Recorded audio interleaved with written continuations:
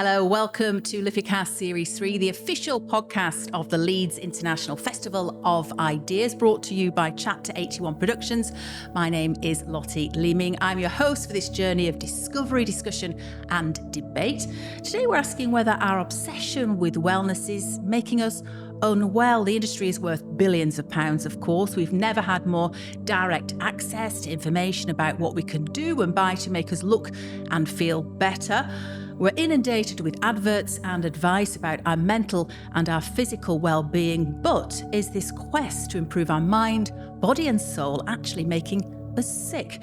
I'm pleased to say I'm joined by two fantastic guests today. Adam Smith, who is a high-performance coach and NLP mindset coach. NLP, Adam, of course, neuro-linguistic programming. We'll get into that a bit later on. Hi, Adam. Hiya. Also with us today is digital creator Lindsay McGlone, who advocates body autonomy. And Lindsay uses her voice, her work and her social media platforms to encourage body positivity and challenge fat phobia. Lindsay, great to have you here on the sofa. Thank you very much. So, Lindsay, I'm coming straight to you and asking you what wellness means to you. Well, there's different depictions of what wellness is. Wellness for me personally is the experience of feeling well mentally and physically, however you see that to be. So whether that be with a certain diet you align yourself to or a typical wellness diet that is practiced. I don't practice a wellness diet. Do I feel physically well and physically and mentally well? Yes, for a person who is like me, that's my depiction of wellness. There's also wellness that's in the media that is very capitalised on and catastrophised in a sense, that is aligned with clean eating, but to the extreme, to sharing what I eat in a day posts, and aligning guilt with food and those kind of factors. So I'd rather deter away from that depiction of wellness. And Lindsay, we will get into that in a sec. We're just going to move to Adam. Adam, just give us a brief synopsis of what you've been through, because you made quite a lot of changes a few years ago, didn't you? Personally, physically, mentally, and now you work in the wellness industry. Just tell us about that. Yeah, so about nearly 6 years ago, I hit my own version of rock bottom. I nearly ended my own life. It was just the worst time of my life by a mile, really. It was very, very difficult. It was mainly around alcohol. So I worked in hospitality, late nights, eating junk food every day, drinking 10, 12 pints, bottle of whiskey while working, that kind of thing. It was awful, but there was a lot of pressure within that industry to do that. And that was very much the norm, even though I knew I was sort of wearing a mask almost probably through the entirety of my 20s. I'm in my near mid-30s now.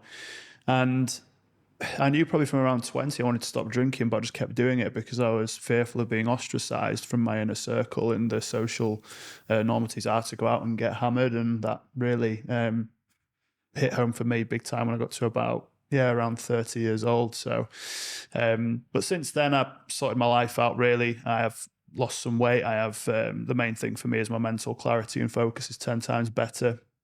The body confidence things that I had were, obviously very different.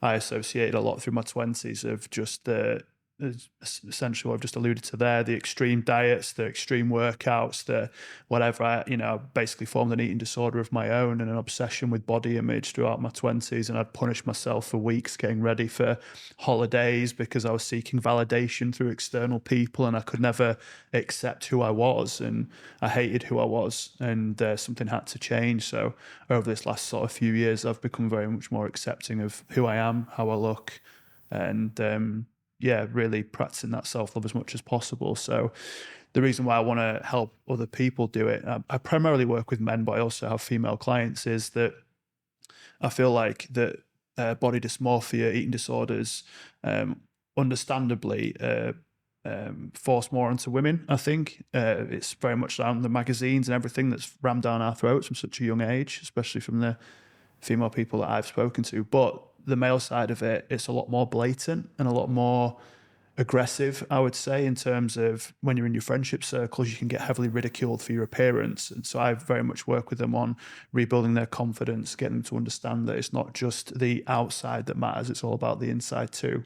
Often disguised as banter, isn't it, Correct. And public in front of everyone, immediately comment on what you look like and Yeah, it'll be, it's not just around the weight thing. It could be around hair loss. It could be around the teeth. It could be around, obviously there's entry level stuff like what you're wearing merely, but that might be the only shirt that they feel comfortable in wearing without having to pick it off their body, or it might not fit right for them and what have you. And you've just gone in and people just berate you straight away and start abusing you as soon as you've walked in. And then if you dare to combat that and go back to that, you've got a problem and you need to man up and you need to just get on with it. And it's almost like a big spotlight over every single insecurity that you have. And then there's 10 of your friends laughing about it in a circle. And it's very damaging. And typically men will laugh in the light, but then they'll cry in the dark. And this is, a lot of the problems that I see in my day-to-day practice. Are we sold, these perfected bodies as a way of belonging, and it's so much about what you look like, isn't it? In 2023, it feels more prevalent than ever that it's your appearance that gives you like validation, Lindsay. I mean, what do you think about that? Yeah, absolutely. And I think touching upon what you said about, if you challenge discriminative views of any kind, but particularly around appearance in this sense, you do come across a barrier of, don't take it so personal, why are you being like that? If you've got a problem, change it. Like, it's that kind of attitude. My only difference, I would say, with yourself is that maybe not strong enough, because that sounds derogatory, but I am more for challenging those views rather than needing to change myself to fit into society to make me part of the mold and make it okay for them. Rather than me doing that, I'd rather challenge those views and profusely continue daily to challenge those views. And that's why I do what I do. Yeah, you promote that, don't you, Lindsay? Very much that you are happy in, how you are. Want all shapes and sizes to be celebrated. So why, Adam, are we still being thrust down our throats this, smaller is better? I think, again, shows like Love Island don't help. It's you'll see not only the show itself, it's not the individuals that necessarily go on, but it's the comments and the social media side of it. And you'll see some of them that I can't remember, maybe not as much this season, but there was one a couple of years ago. I don't remember the names because my partner likes to watch it and it's very much in the background. We believe you, Yeah, I don't watch it all, honestly. But there was one girl, I think she was probably about a size 12, and the abuse that was coming, not only just around her size, but just generally her overall appearance, it just baffles me. And I understand, unfortunately, when you do as much work with people as I do and study people as much as I do, I know why they're saying it, because it is their own insecurity, but it doesn't make it any easier to read. And if you're shocked on behalf of the other person, imagine what they're experiencing and they're feeling if they were to read it back. And again, it's just this huge onslaught of abuse that it's just not right for any reason at all to do that. And I don't understand why, other than the fact that we've been raised with it from a young age. Like we said, the beauty magazines, the movie stars, the diet culture, the this, the that, the other. What's brilliant, I think, now is that the narrative is shifting. It's got a very, very long way to go because it's been deeply ingrained in our society from, since I was, born, certainly. And I think there's a long way to go. Lindsay, do you think things are changing for the better? Oh, there's a definitive shift in what is happening in society and on our television screens and in our magazines and our icons.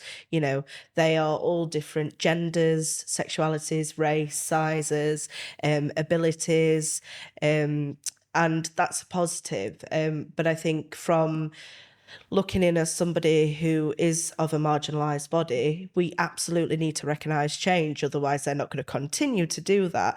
But as you say, there's still a long, long way to go to change that narrative from everything is held on appearance and how you look.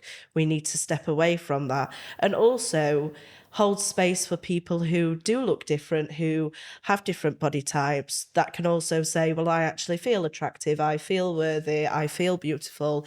And even though that sounds a bit, it's true, and that's okay. People can feel like that and own that as well. And I think rather than it being a tokenistic value, we need to actually accept that some people think that they look pretty hot looking like I do, and that's okay. Yeah. And that's what you do, Lindsay. Tell us how you try and, promote that and challenge all the stigma around weight.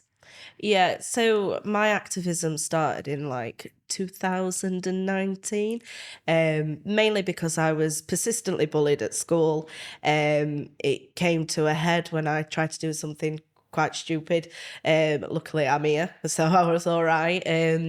And from that point on, it was a case of like it or lump it for the people in society. I very quickly realised that it wasn't me that had a negative connotation with my body, it was everybody else that did. And I make it my work now to challenge that continuously.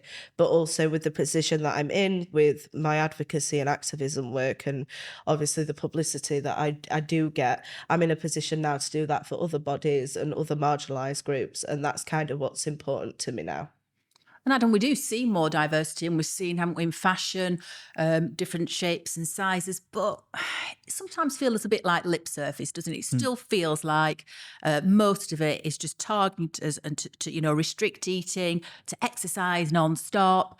And, we can't feel good about ourselves until we're toned and, looking skinny in a bikini.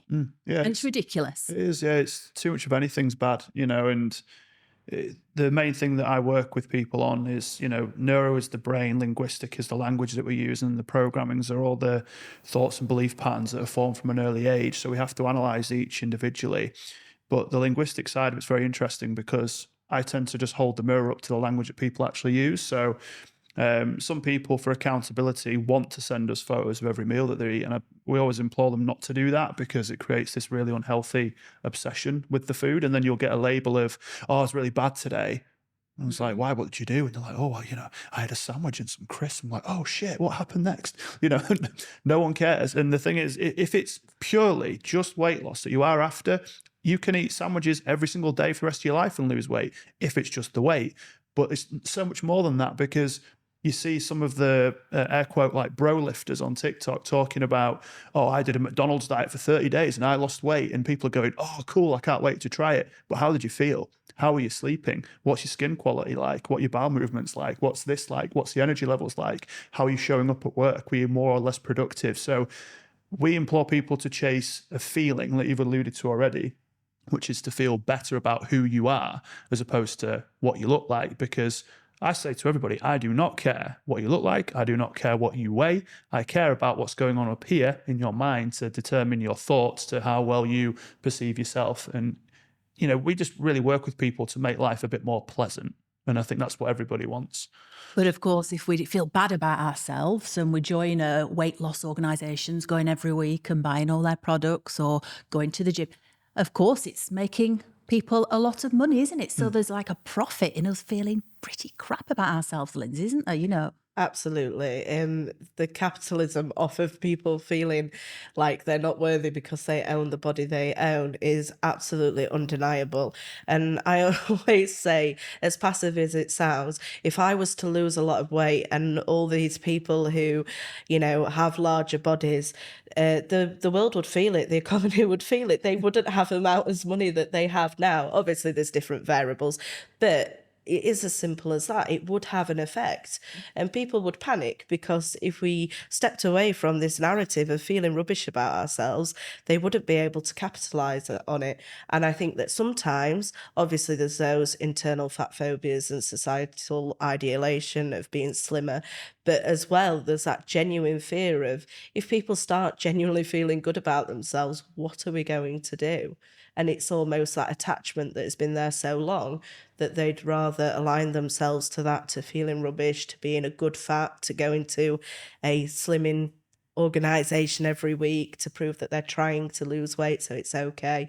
There is fear attached to just being okay. Yeah, we don't seem to like people feeling all right about themselves. We feed, don't we, into insecurities and values of what people should look like that are very restricted. You said that before, Lindsay, haven't you? That it feels so militant.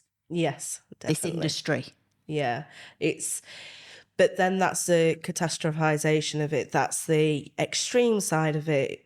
Like, it's the TikTok videos and the Instagram, it's the, we talk about capitalism, it's the influencers and the wellness celebrities that are kind of giving wellness a bad name. And if the narrative is that we look at those and we take those in regardless of whether we follow wellness or not, we're going to have this negative view of it, which typically isn't always correct. It's like with me, people align themselves with the most extreme views that I have rather than knowing what I actually talk about on a baseline. So it's not wellness per se, it's the people who are profiting directly off the back of that in a negative way. And Adam, you working in this, I mean, just the other week, there was an Australian influencer working in fitness, and she came out and she said, look, my period stopped. I was underweight, but my business was selling this, to all my followers, and I just got caught up in it. But she said it was a load of rubbish. I was probably making people unwell. I mean, how do you navigate all this, when you're someone who's qualified for it, and then you've got a lot of people who aren't, there's charlatans, aren't they? But people are listening to them, and it's damaging. It is, yeah. I mean, I had to change my title from life coach to high performance coach. I wanted to move away from that and focus more around the performance side, because that's mainly what I am focused on. Because again, I don't care what you weigh, what you do, what you don't, etc. But if you're a CEO, let's say, and your business is doing X amount, I want to help you get to that next 5%. That's what I'm interested in. So I'd look at their lifestyle and we'll do like a bit of an audit and a bit of analysis of what they're doing. But there's this almost obsession with the word routine. And when I think of the word routine, I think of dance routine, and it has to be perfect and it has to be this way, step by step. That's not life. That's not what we do. People have children, they have pets, they work from home, they might work an hour away, what have you. There's so many different things going on in people's lives, but what I tend to work people on is almost like having a non-negotiable, just one non-negotiable every morning. It could be drinking water, it could be writing down your goals, it could be journaling, it could be eating a healthy breakfast, it could be getting outside 15 minutes. Then can we build on that? Because there are so many people that are ramming things down our throat about how we should be living our lives, but I just want to get all the shoulds and put them in the should shed outside, because the should shed is full of. So yes, right. But that's the problem. It's all this way of you have to do this or your life is this, and we don't do that. My job is not to tell anybody what to do, because who am I to tell anyone how to live their lives? It's very much a collaboration, and we say, what is it you currently are doing now? What are your blind spots, which I'll help you pick out, but how can we make it even better for you? What's the better version of your life? So my business partner being a nutritionist, it's not about removing things from your diet, it's about adding things to your diet. So it might not be, if you're eating porridge in the morning, can we add some blueberries to it? It's not swap that out for a kale smoothie, because that's not how life is lived. It's these small marginal gains that we look to give people over a period of time based off their view of the world, not mine. I've got helpful resources. If you're feeling like crap, I can help you feel better, of course, but it's not about what I think, it's about what you think, and I have to ask good questions to get to the bottom of that. It has become so complicated as well, hasn't it? When I was growing up, it was more, don't drink too much, get outside if you can, go walking, don't smoke. Now it's so complicated, expensive, consumerist. It's like they're always trying to make us chase. So we're not going to feel happy, are we? Mentally, we're not going to feel good either, are we, Lindsay? No, there's it's fast paced. It's almost like when you get a new device and it's never good enough, you need to get another one. And there's all these rules that are aligned to health, wellness, mental positivity. There's just so many things that we can read all the books, watch all the programs, do all the things, eat all the kale. Like, it's different things can work for different people, and I'm not naive to that, and that absolutely should be explored.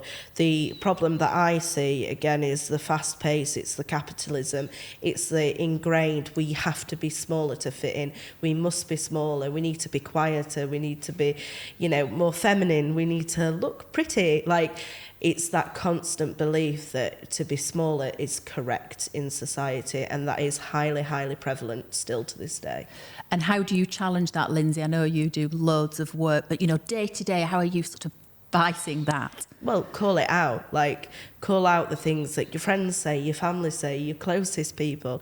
If they're saying something that's derogatory about somebody's size, just say, why do you think that's okay to say that? It doesn't have to be so head-on, activism, extreme, this is wrong. It can just simply be a conversation. Doing things like this, being visible, performing burlesque routines, which absolutely do not have to be perfect, dancing on stage, putting myself in spaces that maybe are not quite ready for me yet, and saying I will take up space, I am here, you are going to listen. Everything that I do has an undertone of activism, from the shows I produce to the posts that I post on Instagram. It's just changing that rhetoric around what it means to have a larger body. It doesn't have to mean that you're stupid, that you're undesirable, that you can't have sexuality and practice that. I just practice the exact opposite, and hopefully people will follow suit. And Adam, there is that fallacy, isn't there, that by looking you can tell how healthy someone is, which is just a load of rubbish, isn't it, about? So why is there always this, let's get smaller, smaller, smaller? I honestly don't know. I'd love to have that answer, because I'd probably be a very, rich man myself and create a course around it and charge loads of people money for it. Now, I think that my brother, God love him, he's probably 6'1", weighs about 12 stone, can't run up the stairs, because he's out of breath. So, it absolutely does not determine anything to do with that. And then you look at someone like Lizzo, for example, who can dance around on the stage in heels for 2 hours and be absolutely fine. And it is this very dangerous narrative around the comparison of size equals, whether that's the negative or the positive of small or bigger or whatever. And I think that the work that you're doing right now is brilliant, because it is debunking some of these old myths and narratives that do need to happen. And the more it can be talked about, the better. And we don't necessarily talk about it outwardly, because, to be quite honest, I don't know enough about it. So I won't ever put myself in a sort of discussion around it, because I don't know the pain and the struggles that others may experience. All I know is that it's really not great and it does need to improve. But yeah, we're always focused on feeling. How are you feeling? What is it you're doing? Can we improve your mental state? And if that does mean that you want to lose a bit of weight, fine. If it means you want to put a bit of weight on too, fine. I honestly don't care. It's really about the individual. And wellness now, treatments, surgery, people going abroad, or filters. We've discussed this, Adam, didn't we, earlier, how, you go on TikTok now and there's a filter that makes you look phenomenal. I say makes you feel awful yourself, because that's not what you look like. And then again, you're being made to feel less than, so there's all these things around, especially on social media, that just make us feel really rubbish about ourselves. Lindsay, how do we sort of overcome that? I mean, obviously not go online, but we need to, don't we? I think the first thing you can absolutely do is diversify your social media, who you're interacting with. I mean, I do teach social media, so the people that you interact with obviously interacts back with the algorithm. So if you're constantly ingraining yourselves in what I eat in a day and how many calories I count and how many evergreen waters I drink instead of tap water, that's all you're going to see. So make a conscious effort to engage with people who potentially at first might make you feel a little bit uncomfortable, might make you question, well, how can they have that body and be happy? How can they live that way and be happy? But if you make a conscious effort to diversify what you're taking in, your algorithm will interact with that and will make you see more of that kind of thing. So making a conscious effort to do that. Block people that don't make you happy. Don't aspire to be like somebody if they're actually consciously making you feel worse. Just get rid of them. You don't need to engage. Set boundaries for yourself online. Absolutely, it's pivotal to say, I will not be ingrained in this weight loss talk. I will not actively be involved in this. I will not accept messages about your weight loss shakes that I still get continuously. Me! So it's just setting those boundaries and diversifying who you interact with. And your Facebook and Instagram will do the work. You will feel a lot better. And Adam, we're seeing celebrities as well, aren't we, endorsing things, and harmful particularly for young people, who recent research has shown that they get most of their health information online on social media. So, if they've got celebrities endorsing the weight loss gummies and the jabs and the teeth and, Botox and all these things. I mean, it's very hard for them, isn't it? They're so young and impressionable. Yeah, and I think we've touched on it already. The capitalist mindset around it is quite disgusting, really, especially the ones that know better. And I mean, what I'm saying is that there's certain people that might come out of a Love Island, for example, that are a little bit more naive, perhaps, around this certain thing. They just want to make a quick buck, but there's some seriously wealthy, established celebrities that are pushing things that are categorically incorrect. And when it comes down to things like nutrition, it's the last 5% of things that we look at to add into a client's life. Everything else needs to be a very holistic overview of what it is that you're consuming, not just with the foods and the water, but the content you're consuming too, because your poor body image might have been developed by someone that you look up to through social media. And now you're going, oh, but they've said, so now I feel. And that's a very destructive story to start telling yourself. So we have to be very mindful over the language that we are using day to day. But when it's almost been inadvertently forced down our throats because you might watch a video again, for example, on I don't know, like a Chris Hemsworth video, you might like his movies, you might like that he's in shape or he's good looking. And then the algorithm goes, you like that one, so here's the next one. So here's the next one. So here's the next one. And suddenly you're going, oh, everyone's absolutely shredded. I'm not good enough.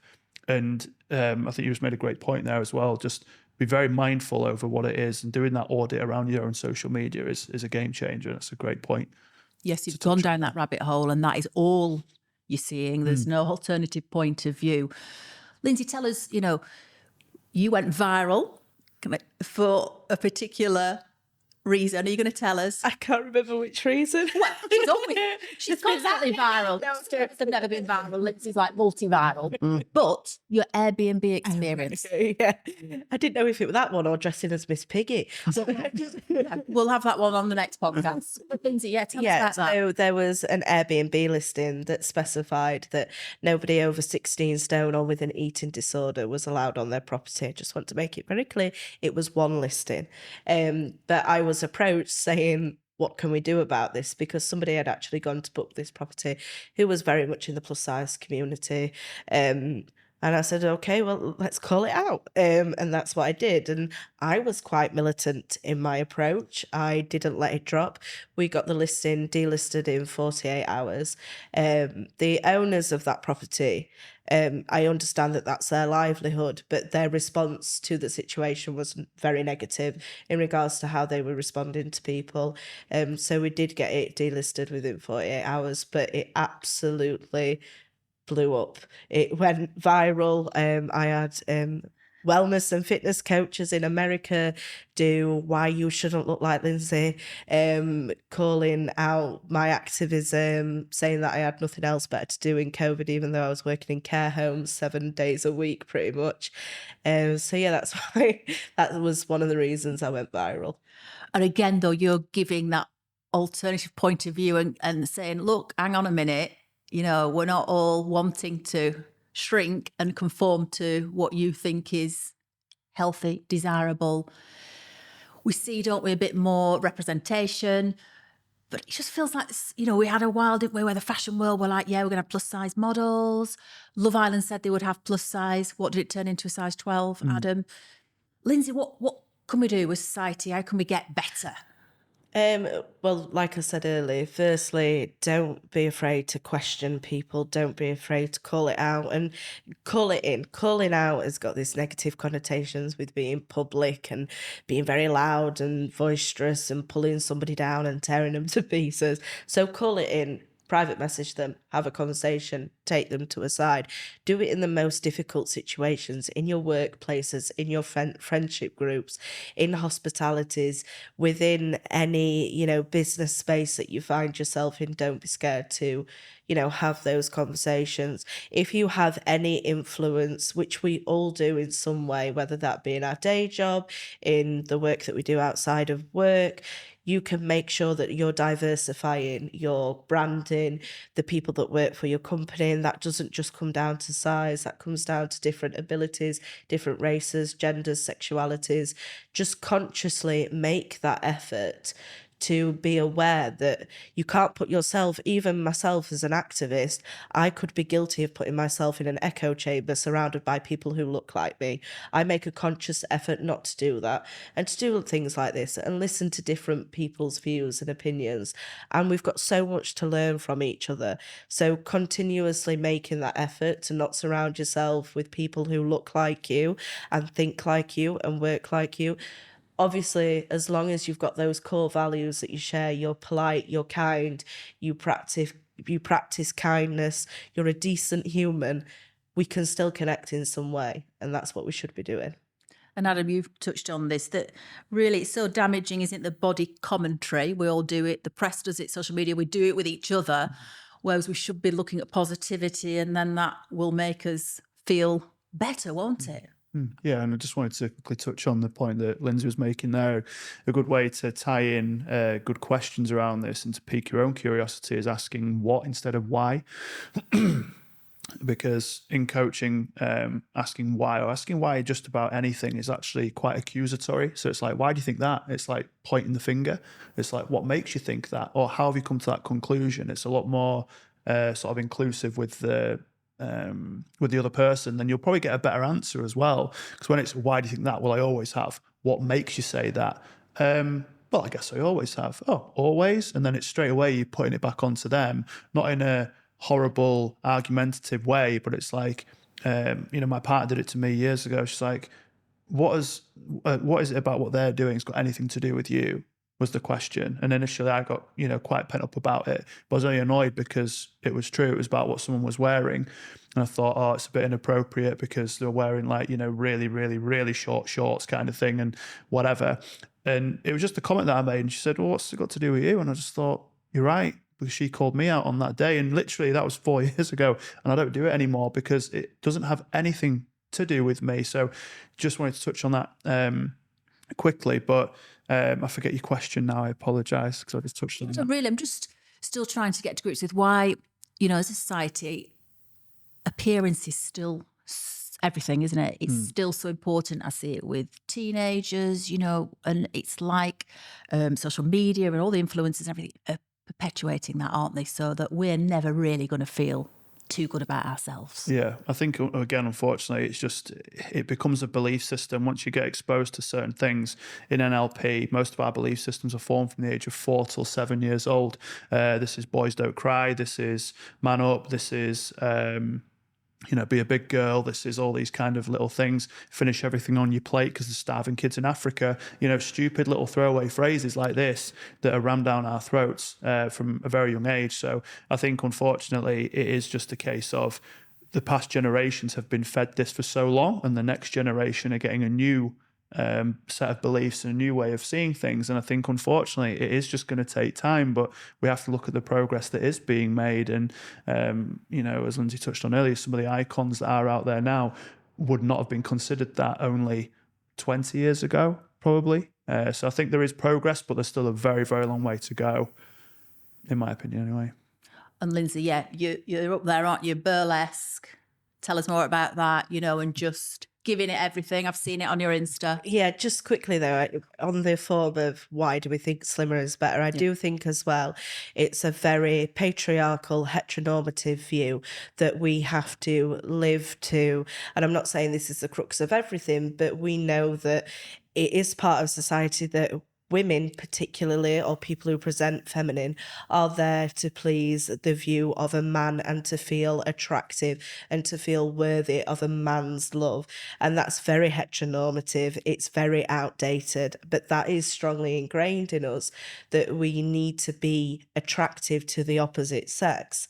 So although that's not everything, I do think that plays a massive part in it as well. As in regards to burlesque, basically I'm not that great at it, and I'm okay saying that, but I produce shows, so I thought, well, I may as well give it a go. And my routine, I actually talk about fat phobia within the workplace, and I performed to a voiceover of Katie Hopkins saying that she would never hire an obese person, and it's the greatest thing I've ever done. And you said that before, Lindsay, haven't you? So sort of, there's an acceptable larger body, but you can't be too large. Yes, absolutely. It's the idea of the good fat, quote unquote. So the good fat person is the person who's very aware of their body. They wear floral prints, they hide away, they make sure they're quieter, they make sure they don't swear, they don't attract attention to themselves. They constantly try the new diet, the new trend, the new way of losing weight. And I absolutely understand why those individuals feel that they have to practice that. So it's not a detriment to them. But what I'm saying is when you have a larger fat person like myself, who is absolutely categorically unapologetic in their size, I am deemed the worst extreme view of what it is to be fat, because I am the reason the NHS is failing. I am the reason that people can't sit next to me on the bus. I am the reason that people are not comfortable in their plane seats, where that is just strictly not true. So people will attach themselves to the most extreme version of what it is to be my level of fatness. And put all these things on you that are just a load of rubbish with no basis. Yeah. And that's what we're up against, Adam, isn't it? So with all this and the culture, as Lindsay said, especially for women to look pretty, a certain size, how do you keep your mental health strong and good? I think just, asking yourself, why am I doing this? And there's base level answers, and then there's the real problem. I see this every single day. Someone will say to me things like, I just procrastinate. And you're like, well, it's not about procrastination, it's about something else. And you go one deeper, and really it's because they don't feel good enough. They don't feel good enough because someone told them from a young age they were never going to make it, or that they weren't pretty enough or tall enough or whatever. And again, it's been ingrained from such a young age that this is an inherent belief system now, and this is just how you function. So again, I don't want to sound like a parrot here, but I think that the work that is getting done is good, but there's still a very long way to go. I don't have all the answers when it does come to that, but touching similar to what Lindsay said around that, from the male perspective, to the main problems that I see with men above the age of 40 is purpose, and they want to be desired. And when they don't feel desired, i.e. the pressure of, I'm not as good as I used to be, I don't look as good, I'm getting more grey hair, or I'm losing my hair, or I'm, a bit more flabby, dad bod, all the typical language that we hear thrown around on social media. So they fear that they're being less desirable now to the opposite sex. And therefore, they're putting the worth still on that. And it's not for me to say you shouldn't feel that way. I'm just saying, why do you feel that way? Because I know why it is for me, because I was insecure from a young age around my physique and around my appearance because of negative comments that became like an incantation for me. And then it became how I viewed myself for so long, until I did the deep inner work to understand that it wasn't ever really about me. Similar to what Lindsay just said around the people have a problem on the plane. It was about their own insecurity, and they were obviously in pain themselves at some point, either that's passed on from their parents or a teacher or a fellow student and what have you. So I can only really talk to my thing and the people that I deal with, but I don't know about the full bigger picture. And Lindsay, just to finish, I don't know where the time's gone, but again, it's just this, it's like society, culture doesn't want us to like ourselves, and we put so much pressure on ourselves, don't we? And we compare ourselves. And give us some of your sage advice of, just how to feel happier. And The one thing that I always say, and it is a bit airy-fairy, but it's so true. Your physical body is literally something that carries you through life, regardless of what that body looks like at any time, any point.